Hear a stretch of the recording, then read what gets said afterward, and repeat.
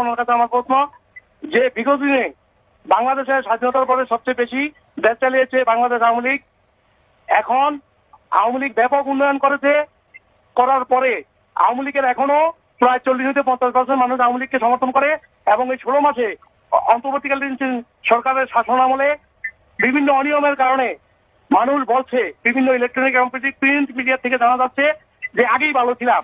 এই মুহূর্তে বিএনপি জামাত ইলেকশনে না আসলে যদি এই ইলেকশন অংশগ্রহণমূলক, উৎসবমুখর এবং পার্টিসিপেটরি না হয়, তাহলে আওয়ামী লীগ এবং জাতীয় পার্টি এই মুহূর্তে ইলেকশনে না আসলে কি সেটা অংশগ্রহণমূলক? আপনার প্রশ্নটি আমরা পেয়েছি, অসংখ্য ধন্যবাদ, থাকুন আমাদের সঙ্গে। যে প্রশ্নটা উনি করেছেন সেটা খুবই গুরুত্বপূর্ণ, যে বিএনপি জামাত এখন যে ইলেকশন করতে যাচ্ছে সেটা কতটা গ্রহণযোগ্য হবে এবং কতটা এটা অংশগ্রহণমূলক হবে। দুইটাই ক্ষেত্রে আমি যেটা আপনাকে বললাম, এটা কখনোই এটা অংশগ্রহণমূলক হচ্ছে না, এটা একদলীয় ইলেকশন হচ্ছে, একদলীয় ইলেকশন না, 2 দলীয় ইলেকশন হচ্ছে।